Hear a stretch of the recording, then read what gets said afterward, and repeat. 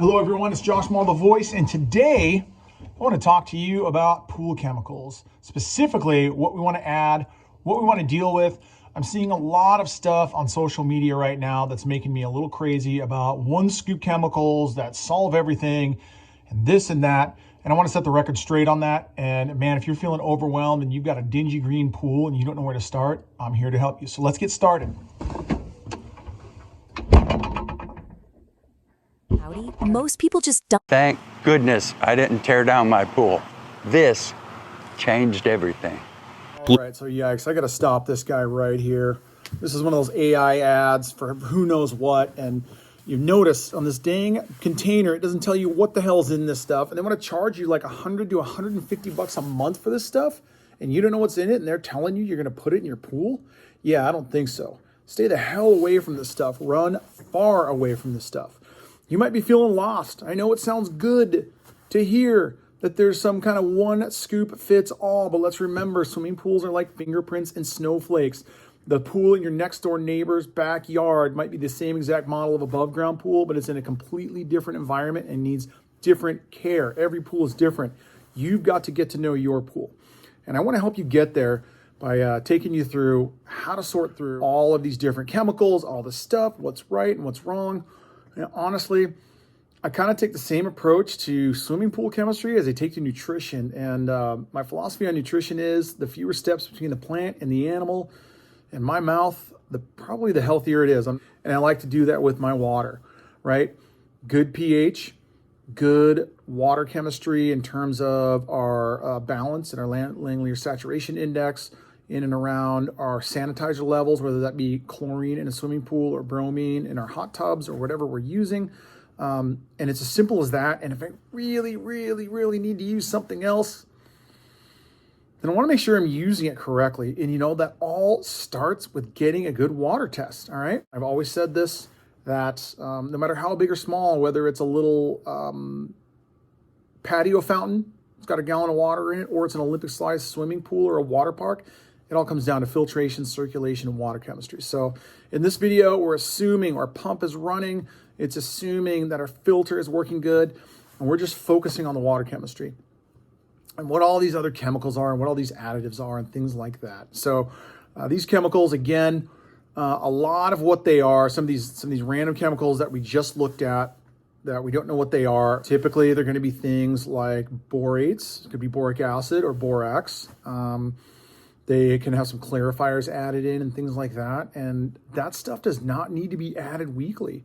Doesn't need to cost you $150 a month. You can go to your local big box store and you can buy borax and put it in the pool. In fact, I've got a great video on adding borax and boric acid to your pool and how amazing it is.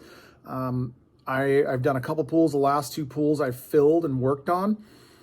We did borates in the water, and it goes a long way in boosting how well the pools work and the water clarity and the feel of the water. I encourage you to check out that video when you can. And then also, like, it's not much more than chlorine. In fact, the last pool that I did, it's a pool I see a lot, and we drained it. We did a massive tile clean on it. We refilled it, and I added 25 pounds of boric acid.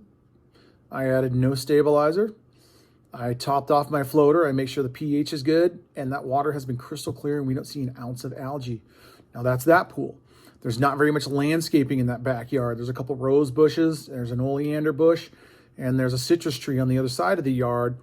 And other than that, it's largely fenced off, and there's no pets or anything going in the backyard. But you know, your pool might be a little different. You might have a pond next to your pool. You might have ducks coming over. You might have your dog going in the pool. And so that's when we need to look at some different things. What is the demand of that pool?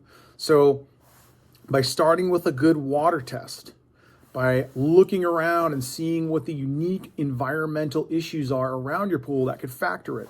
You know, our algae spores are getting introduced to the pool via, I've got a big ficus tree that grows over it, and every time it rains, all that rain rinses off all the dust off those leaves, and that ends up in my pool, bringing in algae spores and phosphates, which helps the algae grow. So let's kind of set aside this crap we looked at the beginning, and let's all agree to not trust some random social media AI generated post that tells you if you put this in your pool, you'll never have maintenance again.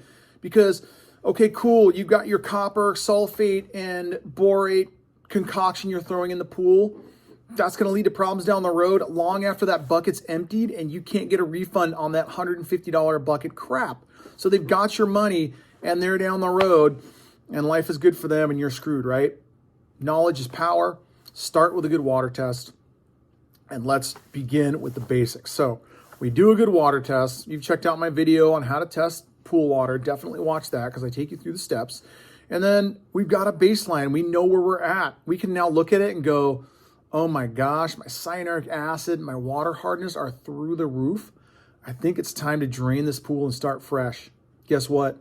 That's going to save you a lot of time and money.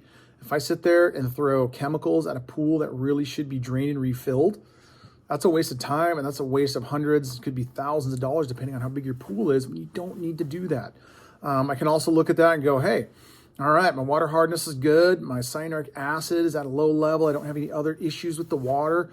I can turn this around. We've got high phosphates. You know what? Let's get a good solid phosphate remover by Arenda or C-Clear or Bio-dex. And we're going to get those phosphates treated. We're going to clean that filter. We're going to check our alkalinity or pH. We're going to get that alkalinity balanced, and we're going to adjust that pH and get that right where we want it in the zone. And then we can start really playing around with things just with chlorine. If you've seen my green to blue video, you saw what I did. I took acid, I took some chlorine, and then I took a good polymer algicide, and I turned that pool from green to blue, and then we made some adjustments, and a few days later, that pool was swimmable. So it doesn't take much. Now, when do you want to use an algicide? When are we using all this extra powders and these spices from the spice rack and all that kind of stuff? And what is it worth to buy all these things? Well, there's a lot of things out there, okay? So let's talk about algicides. 3 different types. There's your bromide, ammonia-based type algicides. You're going to find those in your big box stores. That's the kind of the stuff you're going to find at Walmart, at Ace Hardware, and things like that. They really only carry that, and it's kind of ammonia or the bromide-based stuff, just in different concentrations. That's my least favorite form of algicide. It causes foamy water. It can cause weird chlorine odors, and it kind of messes with the surface tension of the water, just making things weird. You also have to deal with issues where, like, this stuff uses chlorine. So we think of like chlorine as our soldiers in a war against algae. Imagine this ammonia-based algicide is like giving our soldiers like tanks or machine guns to use, right? And so we're putting these weapons in the water, but if there's no soldiers in the water to use those weapons, it doesn't do us any good. It needs chlorine to work. It's got to have the chlorine to activate. So what this means is if you've got a pool and you're having trouble holding chlorine for whatever reason, guess what? Those ammonia-based and bromide-based and those types of algicides are just not going to cut it. They're not going to do anything. It's like having a bunch of empty machine guns laying on the battlefield and no one to use them. They do no good. So for me, it's just not a great algicide to use. And really all algicide does is it gives us silver, right? Convenience. We talk about how I don't want to put chlorine and more chlorine in the water. Let's talk about the other types of algicides. How about metal-based algicides? Well, got news for you. Chlorine and copper aren't that far apart on the periodic table, and they're both on the periodic table, which means they're both chemicals. And copper in too high amounts, not good for you. Copper in too high amounts precipitates out of the water and stains everything. Copper in too high amounts, not good when you pump it out of your pool. However, copper, silver, things like that, they work independently of the chlorine, right? Think of the chlorine as your army, and the copper and the silver is sort of like your Air Force and your Marines, right?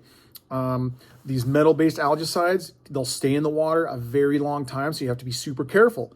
Not something I'm adding to the water any more than maybe every 6 months maximum if I really need it. And really, it's just an added thing to work alongside the chlorine. I find that I don't need it. I've used very little algicide. And I like polymer algicides. Polymer algicides work as a clarifier to the water.